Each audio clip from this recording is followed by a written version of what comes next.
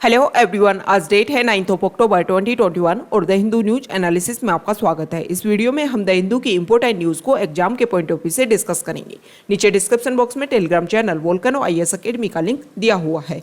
First important news the Hindu के front page से ये जो पिक्चर है वो इंडियन एयरफोर्स डे सेलिब्रेशन को लेकर के है। एवरी ईयर हमारे इंडिया में 8 अक्टूबर को इंडियन एयरफोर्स डे सेलिब्रेशन किया जाता है। थोड़ी सी हम हिस्ट्री देखेंगे इंडियन एयरफोर्स के बारे में और कुछ फिर इंपॉर्टेंट फैक्ट्स देखेंगे।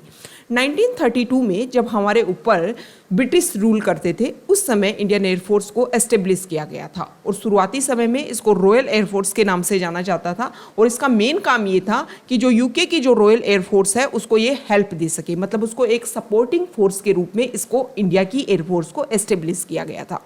1940 के समय में 1939 से 1945 के बीच में जो चलता है वर्ल्ड वॉर सेकेंड में पार्टिसिपेशन के बाद में इंडियन एयरफोर्स को जाना जाने लग जाता है रॉयल इंडियन एयरफोर्स के नाम से। आफ्टर इंडिपेंडेंस जो रॉयल इंडियन एयरफोर्स है उसका नाम चेंज करके इंडियन एयरफोर्स डिक्लेयर कर दिया जाता है। अब कुछ फैक्ट्स अगर हम देखें तो पूरे वर्ल्ड में 4th लार्जेस्ट एयरफोर्स के रूप में इंडिया की एयरफोर्स एस्टेब्लिश है। फर्स्ट 3 कौन कौन है? USA, China and Russia. इसका जो हेड क्वार्टर है इंडियन एयरफोर्स का वो दिल्ली में है और इसका मोटो की अगर हम बात करें तो इंडियन एयरफोर्स का जो मोटो है touch the sky with glory. ये जो मोटो है उसको भगवत गीता का जो 11th चैप्टर है उससे लिया गया है। जो हमारे प्रेसिडेंट ऑफ इंडिया हैं वो इंडियन एयरफोर्स का जो सुप्रीम कमांडर की जो रैंक होती है उसको होल्ड करते हैं। ओके, अब देखो कुछ ऑपरेशंस में भी इसने पार्टिसिपेशन किया है इंडियन एयरफोर्स ने आफ्टर इंडिपेंडेंस, वो हमारे एग्जाम के पॉइंट ऑफ व्यू से इंपॉर्टेंट हो जाते हैं। जैसे चाइना के साथ में हमारा जो वॉर हुआ 1962 में और पाकिस्तान के साथ में जो हमारे वॉर हुए उसमें भी इंडियन एयरफोर्स ने पार्टिसिपेशन किया।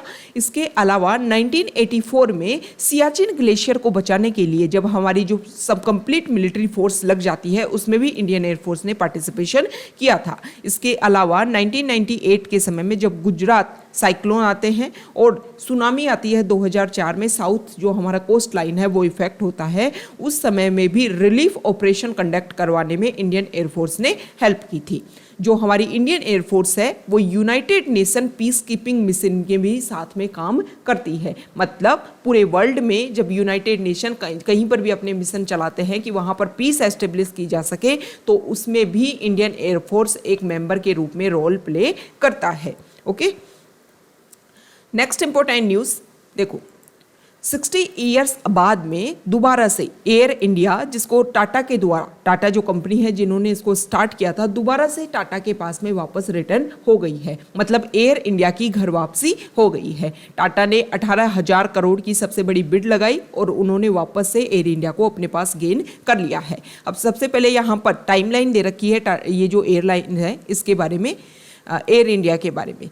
1932 में JRD Tata pilots Tata airlines inaugural flight from Karachi to Bombay सबसे पहले स्टार्ट किया गया था 1932 में। उसके बाद में 1946 में जो टाटा एयरलाइंस है वो पब्लिक कंपनी बन जाती है और इसको एयर इंडिया लिमिटेड के नाम से एस्टेब्लिश किया जाता है। 1948 में जो गवर्नमेंट ऑफ इंडिया है वो इसमें 49% जो इसके स्टेक है उसको अक्वायर कर लेती है। 1953 में गवर्नमेंट इस जो एयर इंडिया है उसको नेशनलाइज कर देती है। 2007 में एयर इंडिया मर्ज कर देती है, एयर इंडिया को मर्ज कर दिया जाता है इंडियन एयरलाइंस के साथ में और वो सिर्फ और सिर्फ डोमेस्टिक रूट्स को ही ऑपरेट करने लग जाती है। 2012 में गवर्नमेंट अप्रूव करता है कि 30,000 crore bail out for air India which has over 67,000 crore in depth. इतना कर्जे में है और इतना गवर्नमेंट के द्वारा इसको असिस्टेंस दिया जाएगा। मई 2018 की बात है, गवर्नमेंट चाहती है कि इसका 76% जो है वो बेच दिया जाए, लेकिन कोई भी जो बिडर्स है वो अट्रैक्ट नहीं होते हैं। जनवरी 2020 में गवर्नमेंट लॉन्च करती है अपना सेकेंड अटेम्प्ट और वो चाहती है, पहले उन्होंने डिसाइड किया कि 76% हम इसकी हिस्सेदारी पार्टनर से बेच दें, लेकिन बाद में गवर्नमेंट डिसाइड करते कि इसके कंप्लीटली 100% इसको बेच दिया जाए। 2 अक्टूबर 2020 को गवर्नमेंट कंफर्म कर देती है कि टाटा सन्स सब्सिडरी जो प्राइवेट लिमिटेड है वो विनिंग बिडर के रूप में सामने आई है। तो इस तरीके से जो एयर इंडिया जिसको टाटा ग्रुप के द्वारा स्टार्ट किया गया था वो दोबारा से घूम फिर के दोबारा से टाटा ग्रुप के पास में आ गई है। Next important news, supreme court ने बोला था यूपी जो गवर्नमेंट है उसको कि लखीमपुर खेरी में जो भी इंसिडेंट हुआ उसके बारे में आप अपनी जो भी जांच की, जो भी प्रोब रिपोर्ट है वायलेंस को लेकर के, उस स्टेटस रिपोर्ट को आप सबमिट कीजिए। लेकिन अब जो सुप्रीम कोर्ट है वो डिससेटिस्फाइड हुआ है कि सिर्फ और सिर्फ आपने जो भी काम किया है वो अपने वर्ड्स में किया है, आपने अपने एक्शन में नहीं किया है, दिखाया नहीं है। आप सिर्फ बोल रहे हो कि हम ऐसा कर देंगे, हमने ऐसा किया, वो किया, लोगों को पकड़ा, जो भी इसमें शामिल हैं उन सबको हमने गिरफ्तार किया, लेकिन आपने उसके ऊपर रियली में अगर आप देखो तो कुछ इंप्लीमेंट आप नहीं कर पाए हो। नेक्स्ट इंपॉर्टेंट न्यूज़, कोविड की सेकेंड वेव के दौरान आप सभी ने देखा होगा कि ऑक्सीजन की कमी की वजह से बहुत सारे लोगों की डेथ हुई। लेकिन जब सेंट्रल गवर्नमेंट से क्वेश्चन पूछा जाता है तो सेंट्रल गवर्नमेंट के किसी मिनिस्टर ने, जो पार्लियामेंट है, जब पार्लियामेंट का सेशन चल रहा था उस समय उनकी तरफ से स्टेटमेंट आता है कि ऑक्सीजन की कमी की वजह से किसी की भी डेथ नहीं हुई। अब यहाँ पर ये जो एक तरीके से वॉर ऑफ वर्ड्स चल रहा है, इसमें अपोजिशन और गवर्नमेंट के बीच में रेगुलर ये कन्फ्लिक्ट देखने को मिल रहा है कि ऑक्सीजन की वजह से डेथ हुई या नहीं हुई। The war of words between the opposition and the government continues on whether there were कोविड-19 deaths due to oxygen shortage in the second wave of the pandemic. अब गवर्नमेंट जो है वो फिर से ये बोल रही है कि नहीं, ऑक्सीजन की कमी की वजह से कोई भी डेथ नहीं हुई है। हालांकि जो गवर्नमेंट है उन्होंने स्टेट गवर्नमेंट से कोई भी डाटा लेने की कोशिश नहीं की डायरेक्टली कि आपके यहाँ पर कितना इस तरीके की प्रॉब्लम देखने की मिली और उस प्रॉब्लम को सॉल्व करने के लिए किस तरीके से जो भी बेसिक रिसोर्सेज हैं उनको इम्प्लीमेंट करने की कोशिश की गई। इसी को लेकर के pursuing his privilege motion against minister of state for health Bharati Pravin Pawar, इन्होंने स्टेटमेंट दिया था पार्लियामेंट में। Rajya Sabha member and Congress general secretary KC Venugopal in a letter to chairman M Venkaiah Naidu pointed out that the centre never categorically asked the states for reporting deaths due to oxygen shortage. भैया आपने statement कहाँ से दे दिया? आपने state से पूछा ही नहीं। आप पूछते, उसके बारे में डिस्कशन होता, तब जाकर के स्टेटमेंट दिया जाता है कि ऑक्सीजन की कमी की वजह से कोई भी डेथ नहीं हुई। तो यहाँ पर प्रिविलेज जो मोशन है उसको फॉलो करते हुए ये दोबारा से क्वेश्चन किया गया है और वेंकैया नायडू को एक लेटर लिखा गया है, उसमें पूछा गया है कि स्टेट से जब क्वेश्चन ही नहीं किया गया तो डायरेक्ट इस तरीके का स्टेटमेंट कैसे दे दिया गया कि ऑक्सीजन शॉर्टेज की वजह से कोई भी डेथ रिपोर्ट नहीं हुई है हमारे इंडिया में। नेक्स्ट इंपॉर्टेंट न्यूज़, सबसे पहले ये जो आर्टिकल है इसका आप बैक देखिए। दिल्ली जो हाई कोर्ट है वो बोलती है, दिल्ली की कुछ स्कूल्स है, प्राइवेट जो स्कूल्स हैं, कि आप अपने खर्चे के ऊपर आप जो भी आपका मतलब 25% जो कोटा है आरटीई एक्ट के तहत, जो बच्चे जिनको आप फ्री एजुकेशन देते हो, जिनका जो भी पैसा है वो गवर्नमेंट फिर आपको फिल करती है, उन बच्चों को आप फ्री सर्विसेज अवेलेबल करवाओगे। क्योंकि कोविड के दौरान ये देखने को मिला कि जब स्कूल्स क्लोज कर दी गई तो स्कूल जैसे ही क्लोज की गई तो offline mode of education transfer to online mode of education. बहुत सारे स्टूडेंट ऐसे जिनके पास में बेसिक रिसोर्सेज ही नहीं है, पैसा ही नहीं है, पुअर फैमिली से बिलोंग करते हैं, उनके पास ना टैबलेट ना गैजेट्स खरीदने के पैसे हैं, तो वो बच्चे और ऐसे चिल्ड्रन जिन्होंने एजुकेशन रेगुलर गेन की है, रेगुलर कोविड के दौरान भी उनके ऑनलाइन क्लासेज रेगुलर चली हैं, उन बच्चों में आप देखिए कितना डिफरेंस क्रिएट हो गया होगा।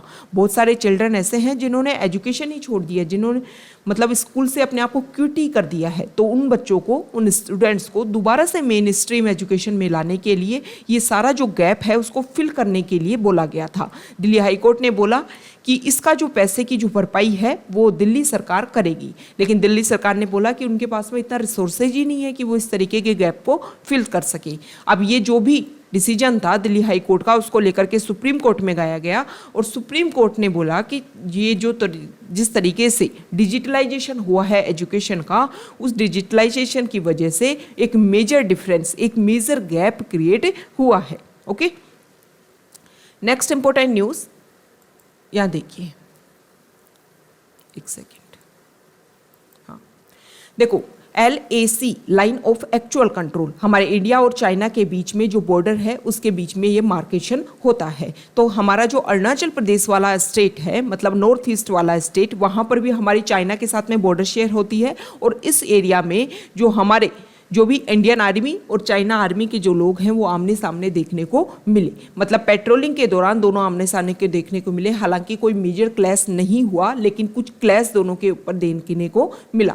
देखो, जो हमारे बॉर्डर एरियाज हैं उनको लेकर के चाइना अपनी तरफ से क्लेम करता रहता है रेगुलरली कि ये एरिया हमारा है। जो ईस्टर्न लद्दाख है उसको लेकर के, अक्सर चीन को लेकर के, इसके अलावा जो हमारा अरुणाचल प्रदेश वाला एरिया है उसको लेकर के भी चाइना हमेशा क्लेम करता रहता है कि वो चाइना का एरिया है। इसी वजह से बॉर्डर एरियाज में इस तरीके के कॉन्फ्लिक्ट देखने को मिलते हैं। नेक्स्ट न्यूज है कश्मीर वैली को लेकर के है। कुछ ही दिनों में, पिछले 6 डेज में अगर हम बात करें तो 7 ऐसे वहाँ के जो लोकल लोग हैं उनकी डेथ हो गई है, उनको मार दिया गया है। इसकी वजह से जो वैली में एक तरीके से कन्फ्लिक्ट क्रिएट हो रहा है और दोबारा से यहाँ के जो लोग हैं वो एक तरीके से माइग्रेशन कर रहे हैं। Next important news page number 2 से, दिल्ली सरकार जो है वो अपनी तरफ से कोशिश कर रही है कि जो भी पोल्यूशन होता है, एमिशन जो होता है, उसको कम किया जाए।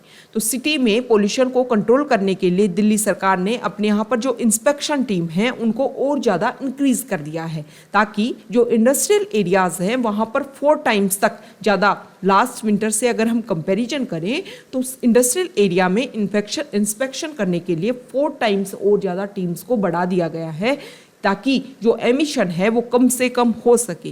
किसी भी ऐसे पॉइंट जिसकी वजह से लूफोल क्रिएट हो रहा है और एमिशन ज़्यादा हो रहा है, उसकी वजह से कभी भी हम पोल्यूशन को कंट्रोल नहीं कर पाएंगे। तो दिल्ली सरकार जो अपनी तरफ से, दिल्ली गवर्नमेंट जो अपनी तरफ से नई न्यू इनिशिएटिव आप देख रहे हो, न्यू पॉलिसी उनकी तरफ से इम्प्लीमेंट करने की कोशिश की जा रही है। कल भी हमने देखा कि जो भी कंस्ट्रक्शन साइट्स है या डिमोलिशन जो साइट्स हैं वहाँ पर उनके लिए एक पोर्टल बनाया गया है कि जो भी ऐसी साइट्स हैं उनको वहाँ पर जाकर रजिस्ट्रेशन करना होगा, ताकि इनकी जो भी इंस्पेक्शन टीम है वो वहाँ कर आकर के कवर कर सके उन कंस्ट्रक्शन साइट्स को एंड डिमोलिशन साइट्स को, कि उसकी वजह से पॉल्यूशन क्रिएट ना हो। नेक्स्ट न्यूज पेज नंबर 3 से, यहाँ देखिए, ये जो आर्टिकल है वो रिलेटेड है मिड डे मील स्कीम को लेकर के। मिड डे मील स्कीम के बारे में अगर हम देखें, थोड़ा सा फैक्ट्स देखेंगे। सबसे पहले 1995 में इसको स्टार्ट किया गया था। स्टार्ट करने का ये कारण था कि बहुत सारे बच्चे ऐसे हैं जिनको न्यूट्रिशन जो फूड है उसकी कमी होती है। अभी जब हम इस समय इंडिपेंडेंस डे सेलिब्रेट कर रहे थे तो उस समय भी हमारे प्राइम मिनिस्टर ने बोला कि हमारे इंडिया की जितनी भी पॉपुलेशन है, जितनी भी मदर्स हैं, जितने भी चिल्ड्रन हैं, उनमें न्यूट्रिशन का लेवल बहुत ज़्यादा कम है। इसीलिए हमारे प्राइम मिनिस्टर के द्वारा इम्पोर्टेंट स्टेटमेंट आया था कि पीडीएस सिस्टम के तहत हम जो भी फोर्टिफाइड राइट्स है उनको रेगुलर अवेल करवाएंगे, ना सिर्फ पीडीएस सिस्टम के तहत बल्कि मिड डे मील स्कीम के तहत। अब प्रॉब्लम ये है कि मिड डे मील स्कीम के तहत 1995 से स्टार्ट किया गया कि फूड ग्रेन्स दिया जाए, लेकिन 2004 से कुक्ड फूड ग्रेन्स बच्चों को वहीं पर खिलाया जाने लगा। अब ये सारी प्रॉब्लम ये है कि गवर्नमेंट स्कूल में दिल्ली जो स्कूल्स हैं, दिल्ली की जो स्कूल्स हैं वहाँ पर जो भी बच्चे पढ़ रहे थे उनमें जैसे स्कूल्स बंद हुई, मिड डे मील स्कीम जो है वो भी बंद हो गई। मिड डे मील स्कीम के तहत जो भी उनको खाना पीना दिया जाता था बच्चों को, वो बंद हो गया। उसकी वजह से न्यूट्रिशन लेवल और ज़्यादा कम देखने को मिला बच्चों में। तो बाद में जो सुप्रीम कोर्ट है उसने बोला था, इस चीज़ में इंटरवीन करने की कोशिश की थी कि जो ड्राई राशन फूड्स हैं वो आप अवेल करवा सकते हो बच्चों को। इसी को लेकर के यहाँ पर इस आर्टिकल में बताया गया है, ये जो भी आपको गैदरिंग्स दिख रही होगी ये उसी कलेक्शन के लिए है। People in large numbers waiting for free ration at a government school in Vishwas Nagar Delhi. यहाँ पर बताया गया है कि जो स्टेट गवर्नमेंट है उसने मिड डे मील स्कीम के तहत जो ग्रेन्स दिए जाने थे वो लगभग कुछ एरिया में 3 मंथ्स तक बंद रहा, और कुछ एरिया में नॉर्थ एमसीडी में अगर हम बात करें तो 9 मंथ्स तक बच्चों को मिड डे मील स्कीम के तहत वो जो ग्रेन्स हैं, फूड ग्रेन्स हैं, वो अवेल नहीं हो पाए थे। नेक्स्ट इंपॉर्टेंट न्यूज़ यहाँ देखो कोविड के सेकेंड वेव के दौरान या फर्स्ट वेव के दौरान जो हमारे चिल्ड्रन है वो कोविड से बहुत कम इफेक्ट हुए। हालांकि ये माना जा रहा है कि थर्ड वेव जैसे ही आएगी तो सबसे ज़्यादा वो चिल्ड्रन को इफेक्ट करेगी। इस आर्टिकल में बताया गया है कि मान लो कोविड से हमने हमारे जो चिल्ड्रन हैं उनको बचा लिया क्योंकि हमने स्कूल्स को क्लोज कर दिया था, लेकिन बहुत सारी ऐसी प्रॉब्लम्स हैं जो सेफ्टी गैप क्रिएट करती हैं और उसकी वजह से बहुत सारे बच्चों को प्रॉब्लम होते हैं। मतलब उनके जो रास्ते हैं स्कूल जाने तक के वो रिस्की पाथ के रूप में डिक्लेयर किए गए हैं। यहाँ पर अलग अलग चीज़ों को लेकर के डाटा दिए गए हैं कि किस तरीके से 30% जो चिल्ड्रन हैं वो क्रैश की वजह से, मतलब इस जो रोड एक्सीडेंट की वजह से उन बच्चों की डेथ हो गई।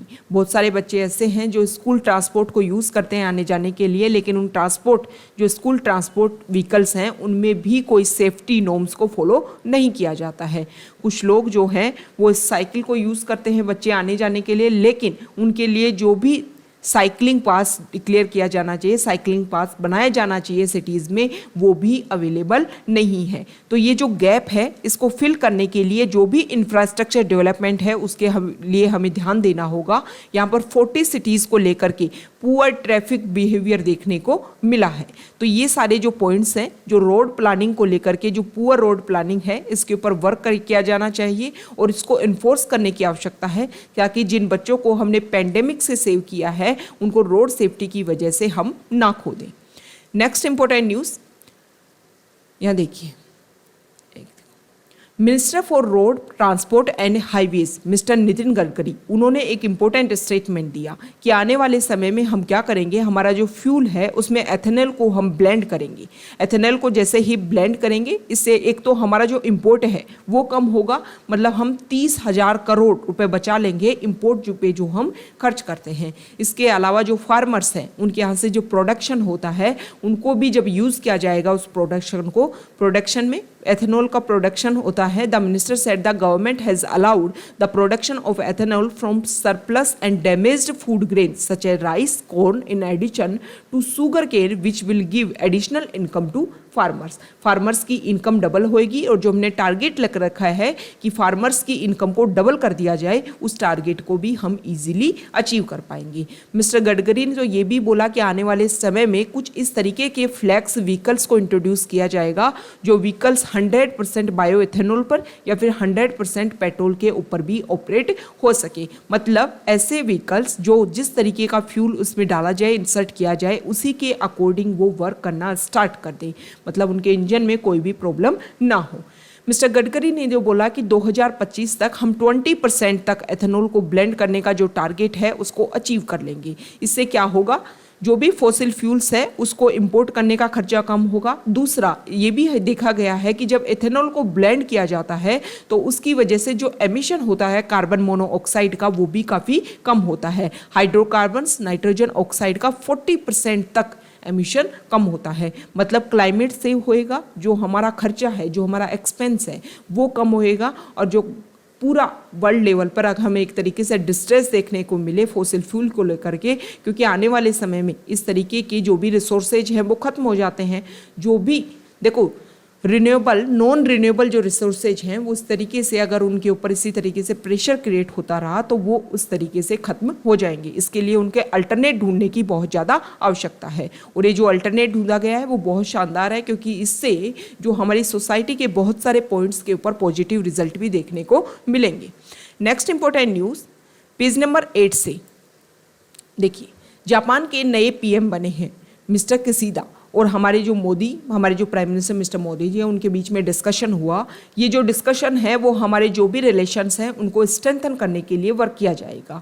मतलब क्वेड ग्रुप में जो प्रोग्रेस जिस तरीके से होनी है ऑस्ट्रेलिया और यूएस के साथ में मिलकर, उस ग्रुप के लिए डिस्कशन किया गया। हमारे जो बायलैटरल रिलेशंस हैं उनको भी और ज़्यादा स्ट्रेंथन करने की आवश्यकता है, उसके लिए वर्क किया गया, उसके लिए ये डिस्कशन किया गया। Next important news page number 10 से, इस आर्टिकल में ये बताया गया है कि एयर क्वालिटी जो पैनल है उन्होंने बोला है कि स्टबल बर्निंग इस साल कम होएगा, जिसकी वजह से जो पोल्यूशन है वो भी काफ़ी ज़्यादा कम हो जाएगा। अब ऐसा नहीं है कि स्टबल बर्निंग होएगा ही नहीं या फिर उसका कोई अल्टरनेट ढूंढ लिया गया है। ये कारण ये है कि पंजाब, हरियाणा और उत्तर प्रदेश वाला जो रीजन है वहाँ पर पैडी कल्टीवेशन जो होता है उस एरिया को रिडक्शन हो गया है। मतलब जितने एरिया में पैडी उगाया जाता था, ग्रो किया जाता था, उस एरिया को कम कर दिया गया है। जो फार्मर्स हैं वो अल्टरनेट सोर्सेज की तरफ इंक्रीज होने लग गए हैं। इसी की वजह से जब स्टेबल कम होगा तो उसकी वजह से कम उसको जलाया जाएगा और कम जलाया जाएगा तो पोल्यूशन लेवल भी कम इंक्रीज होगा। The total paddy area in Haryana, Punjab and 8 NCR district of Uttar Pradesh has reduced by 7.72% during the current year as compared to last year. Similarly, total paddy straw generation from the non-basmati variety of rice is likely to be reduced by 12.42% during the current year as compared to the previous year. It is the non-basmati variety of rice whose stock remains that is usually burnt off by farmers ahead of sowing wheat. चावल से जब उनको गेहूं उगाने होते हैं तो जल्दी से जो टाइम पीरियड है वो कम होता है और उस टाइम पीरियड गैप में जो अपनी लैंड है, जो भी अपनी एग्रीकल्चर लैंड है उसको वीट के अकॉर्डिंग तैयार करने के लिए जो भी स्टॉक बचता है उसको जला दिया जाता है। अब जब एरिया ही कम हो गया है, एरिया में उगाया ही कम गया है पैडी, तो ये जो भी स्टेबल बर्निंग है वो कम हो जाएगा। ओके, नेक्स्ट इंपॉर्टेंट न्यूज़ है सुप्रीम कोर्ट को लेकर के। सुप्रीम कोर्ट ने बोला है कि जल्द ही सुप्रीम कोर्ट इस तरीके की कोशिश करेगी कि फिजिकल हियरिंग, अभी स्टार्टिंग में देखो कोविड के दौरान जो हर एरिया ऑफलाइन से ऑनलाइन ट्रांसफ़र हो गया, तो जो हमारी जुडिशरी है वो भी ऑनलाइन ट्रांसफ़र हो गई थी। तो धीरे धीरे पब्लिक हियरिंग को, फिजिकल हियरिंग को स्टार्ट किया जा रहा है। अभी वीक में सिर्फ 2 बार इसको कंडक्ट करवाया जाएगा। ये सेम वही है जो इंडियन एयरफोर्स के बारे में हमने स्टार्टिंग में डिस्कस किया था, उसी को लेकर के इंडियन एयरफोर्स के जो अलग अलग सेंटर्स हैं पूरे इंडिया में, वहाँ पर किस तरीके से सेलिब्रेशन किया गया, उन सब की ये पिक्चर्स है। यहाँ पर जो आर्टिकल है फॉरेन पेज पर, पेज नंबर 11 पर, ये बताया गया है अफगानिस्तान को लेकर के। अफगानिस्तान की एक मॉस्क्यू में आईएस ने क्लेम किया है कि कुंदुज जो एरिया है वहाँ पर सुसाइड अटैक हुआ है। मतलब मैन ने अपने ऊपर, जो भी मैन है उसने अपने ऊपर अपने बॉम्ब बांध रखा था और उसकी वजह से अटैक हुआ है। देखो इस तरीके के इंसिडेंट अगर होते रहे तो अफगानिस्तान में जो पीस और एस्टेब्लिश करने की, स्टेबिलिटी लाने की जो कोशिश की जा रही है वो थोड़ा सा मुश्किल काम हो जाएगा।